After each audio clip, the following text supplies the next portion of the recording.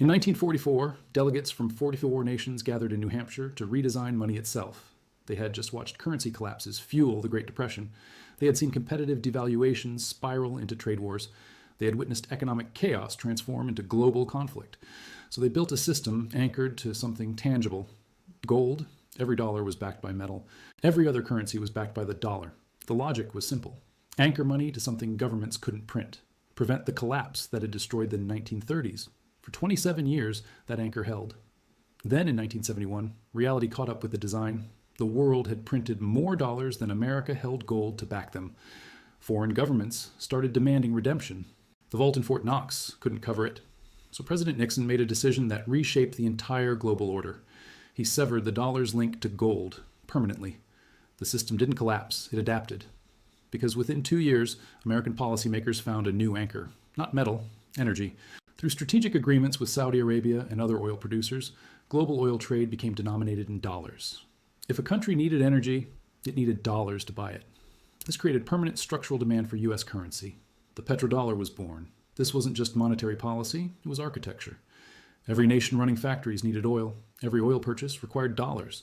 So central banks accumulated dollar reserves. They bought U.S. Treasury bonds. They financed American deficits. The system worked because one assumption held true. Oil would keep flowing, the Strait of Hormuz would stay open, and the anchor would hold. If you're watching what's happening in 2026 and wondering why it feels different, stay with me. Because that assumption just broke. And when the anchor breaks, the entire structure moves. The Strait of Hormuz is 21 miles wide at its narrowest point. Roughly 20% of the world's oil passes through it every day. For 50 years, that flow sustained the petrodollar system. Producers sold oil for dollars. Buyers needed dollars to purchase it. The transaction required both parties to hold dollar reserves. And those reserves circled back into U.S. financial markets. The loop was self-reinforcing. As long as the strait stayed open, the system stayed intact. In 2026, Iran closed the loop, not symbolically, physically. They attacked oil tankers transiting the strait. They turned back cargo ships. They declared sovereign control over the waterway. And they demonstrated that the defense systems protecting that flow could be defeated. A $2,000 drone destroyed a $1.1 billion American radar. A hypersonic missile evaded Israel's most advanced interceptors. The promise of protection failed on camera. This is not a temporary disruption. It's a structural break. Because the petrodollar didn't run on oil alone. It ran on the assumption that oil flow was guaranteed. That assumption underwrote dollar demand. It justified reserve accumulation. It anchored the entire post-1971 monetary order. And Iran just proved the assumption was wrong. Here's what most people miss. Bretton Woods didn't die in 1971. It evolved. The gold anchor was replaced by the oil anchor. The system survived because the new anchor worked. Countries still needed a stable reserve currency. The dollar still provided it. But the mechanism changed. Instead of redeeming dollars for gold, the world redeemed them for energy. And energy flowed through one choke point. Hormuz. The beauty of the petrodollar system was its elegance. Saudi Arabia and OPEC priced oil in dollars. Buyers needed dollars to purchase energy. Those dollars flowed back into U.S. Treasury bonds. The Saudis got security guarantees. America got deficit financing. And the global economy got a functioning reserve system. Everyone played their role. The strait stayed open. The anchor held. Now that choke point is contested, and the cost of contesting it is asymmetric in a way that breaks the old logic. Iran spends $200,000 per FATH-2 missile. America spends $3 million per Tomahawk. An aircraft carrier costs $13 billion. The economics favor the attacker, and the attacker has proven they can hit targets the defender can't protect. This creates a problem that goes far beyond military strategy. If the strait can be closed, oil flow becomes uncertain. If oil flow is uncertain, dollar demand becomes conditional. And if dollar demand is conditional, the entire reserve system built since 1971 starts to fracture. Because reserve currencies require certainty. They require confidence that the anchor will hold. And confidence doesn't survive visible failure. Central banks are already responding, not with statements, with actions. Gold purchases hit record levels in 2024 and 2025. China, Russia, Turkey, India, Poland, Singapore, all buying. Not because they predict dollar collapse, because they see the anchor weakening. And when anchors weaken, you diversify. You reduce exposure, you hedge. The irony is brutal. The system designed in 1944 to prevent chaos through stability is now destabilizing because the stability mechanism failed.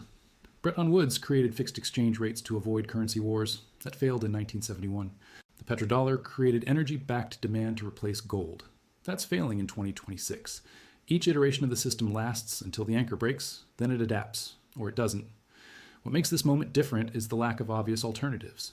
In 1971, when gold failed, oil was already becoming the new anchor. The transition was designed before the break. In 2026, there's no clear replacement waiting. The euro lacks the scale. The yuan lacks the openness. Gold lacks the transaction infrastructure. And digital currencies lack the trust. The anchor is breaking without a successor in place. This is why the current crisis feels open-ended. It's not just geopolitical, it's structural. The mechanism that sustained dollar dominance for 5 decades is being contested in real time. The contest is military, economic, and monetary all at once. Iran isn't just fighting a regional war. They're attacking the architecture that replaced Bretton Woods. And look at the sequence. Hypersonic missiles defeat defense systems.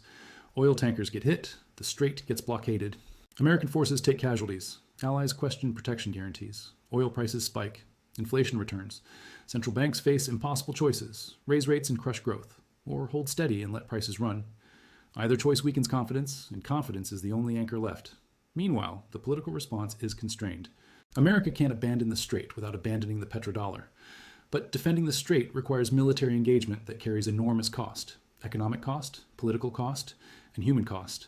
Every escalation increases the risk. But every retreat confirms the anchor is gone. There's no neutral option. Only choices between bad outcomes.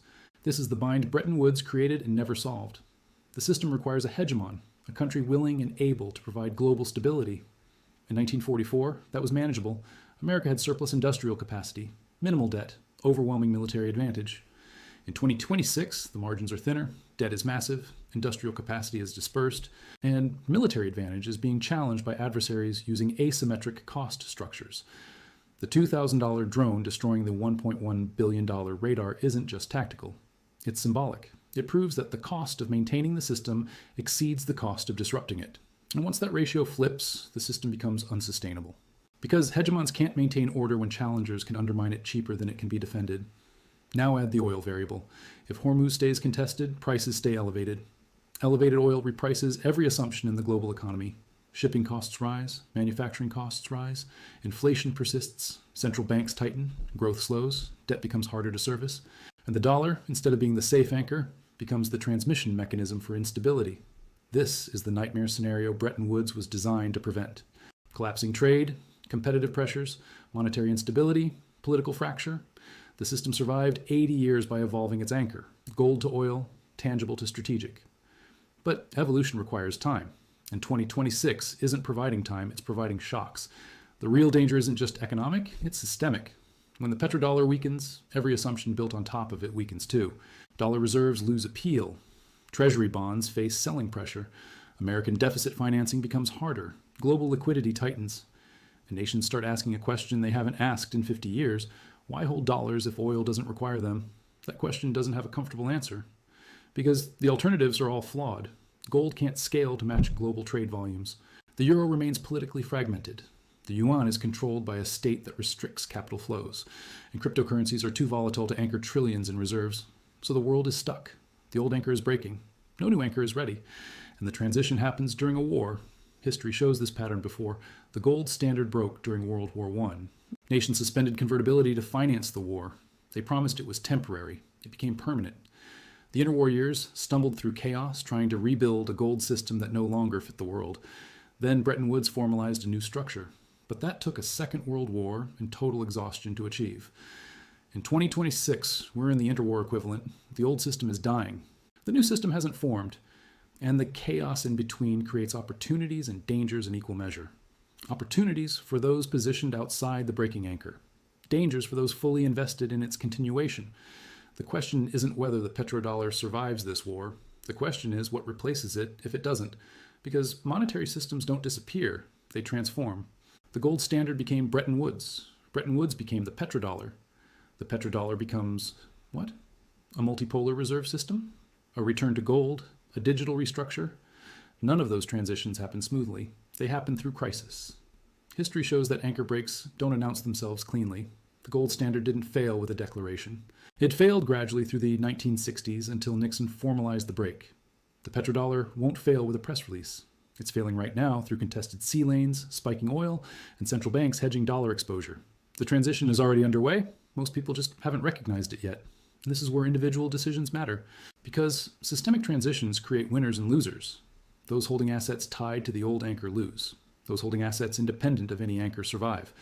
In 1971, dollar holders watched purchasing power erode as inflation spiked. Gold holders watched value rise as confidence in paper fell. The pattern repeats. It always does. In 2026, the anchor isn't gold, it's oil flow through Hormuz. And that flow is contested, which means the system built on that flow is fragile. And fragility in monetary architecture doesn't resolve gently. It resolves through repricing, through volatility, through transfer of wealth from those trusting the old system to those positioned outside it. The lesson from Bretton Woods isn't that systems fail, it's that anchors break. And when they do, the structure built on them shifts violently. The 1970s proved it with gold. The 2020s are proving it with oil. The currency changes, the mechanism changes, but the pattern holds. Trust anchors until it doesn't. Then everything reprices at once. If this changed how you see the current crisis, share it. Because what's happening in the Strait of Hormuz isn't just a war. It's the end of an anchor, and the world hasn't figured out what comes next.